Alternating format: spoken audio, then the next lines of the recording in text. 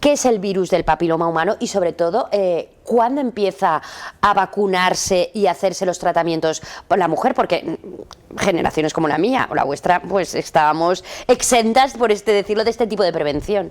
Sí, a ver, el virus del papiloma humano es el virus que produce el cáncer de cuello de útero y otros cánceres, con lo cual es el virus que realmente produce el cáncer y que además es el único cáncer que realmente se puede prevenir. Esto es muy importante. Con lo cual, el virus lo que va a hacer es que se va a transmitir por vía sexual y va a adquirir una situación muy concreta en donde va a estar afincado, digamos, en el cuello del útero. Entonces, es muy importante que nosotros realicemos los controles adecuados a todas las pacientes y luego también lo que tenemos que destacar es que en España, por ejemplo, casi 2 millones de mujeres estamos infectadas o han estado infectadas por el papiloma, pero tan solo 2.500 podrán llegar a tener un cáncer de cuello. Entonces, lo más importante de todo es poder prevenirlo. ¿Cómo se puede prevenir? Pues bueno, tener una serie de hábitos sexuales recomendados, evitar un tabaquismo, por ejemplo, y también se recomienda que hay pacientes que tienen especial predisposición, por ejemplo, una genética determinada o que, por ejemplo, puedan utilizar algún tipo de anticonceptivo que no sea recomendado. Todo esto nos va a favorecer. Lo que hay que tener claro es que la mayoría de las infecciones son asintomáticas, es decir, no sabemos realmente que nosotros somos portadoras. Entonces, como no lo sabemos, no sabemos si vamos a poderlo contagiar. Y que hay que tener en cuenta que el 80% de estas infecciones lo que van a hacer es desaparecer. Se aclara el virus, desaparece de nuestro cuello de útero. Ajá. Entonces, como desaparece, pues entonces ya tenemos claro que no tendremos problemas. Pero tan solo un 10 a un 15% va a evolucionar y entonces cuando nos puede producir lesiones tipo verruguitas o incluso llegar hasta el cáncer. Y también se ha relacionado otros tipos de cáncer, cánceres secundarios como el cáncer anal, cáncer de orofaringe, en donde se ha encontrado hasta incluso en cánceres de cabeza y de cuello. Entonces, perdona que te interrumpa para ver si yo lo he comprendido y poder que les quede claro a nuestros telespectadores. Me dices que un bichito que tengo alojado en mi aparato genital puede subir, trepar, recorrer mi organismo hasta provocar un cáncer secundario en cualquier parte de mi organismo.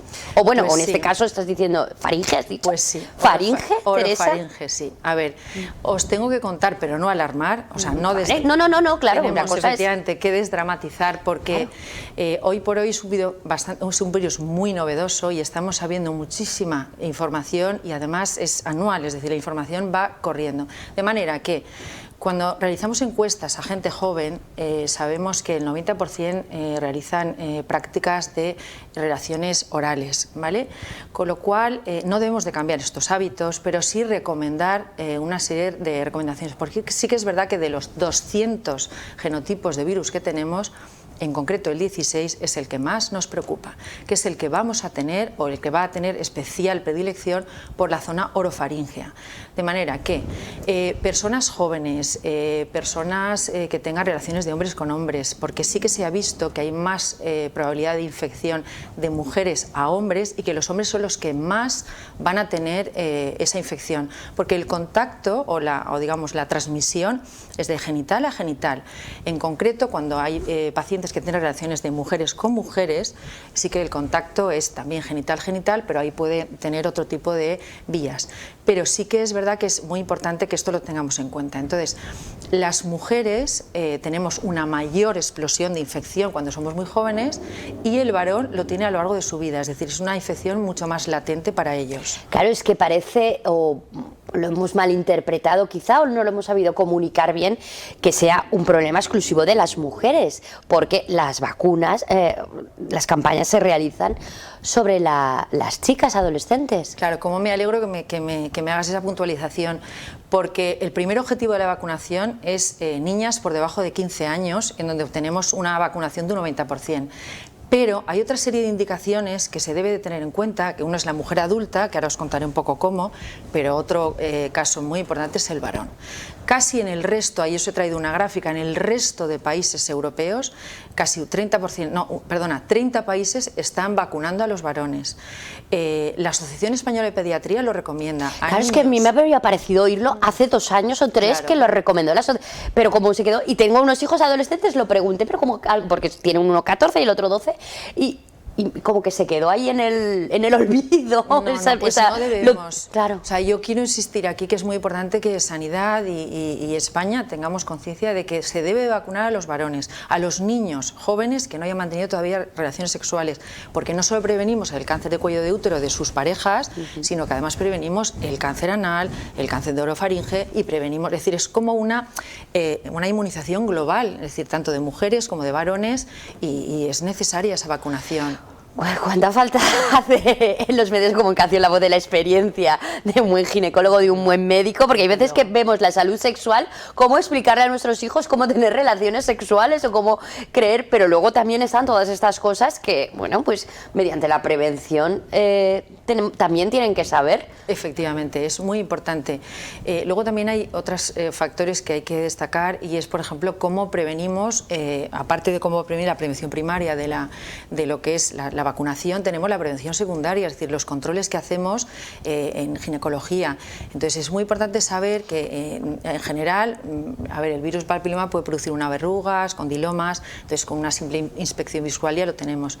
Pero hay casos en los que, bueno, sobre todo en la gente joven, deberemos de hacer un control citológico anual, especialmente con citologías medio líquido, que son actualmente las más recomendadas.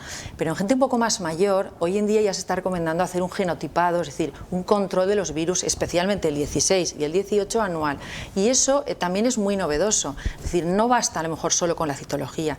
Y luego también disponemos, incluso actualmente ya en nuestra clínica, de controles de triaje, es decir, no solo saber si tenemos la infección por el papiloma, sino además saber si tenemos la enfermedad por el papiloma, y eso se realiza mediante controles de ARN mensajero, es decir, son pruebas también muy novedosas, son biomarcadores que podemos disponer a nuestro alcance. Y luego también, bueno, recalcar que no existen pruebas fiables validadas por la FDA para el control de los varones. No podemos hacer control en varones, ni controles de preventivos de cáncer anal, ni controles tampoco orofaringios, porque además estos cánceres son muy poco prevalentes. Como son muy poco prevalentes, no es necesario, digamos, realizar un gran desembolso para hacer todo este tipo de control. Pero sí, por ejemplo, tener un control multidisciplinar con coloproctólogos, con urólogos, dermatólogos, incluso otorrinos, para derivar a las pacientes que con nosotros, los ginecólogos o ginecólogas, consideremos que tienen factores importantes de riesgo.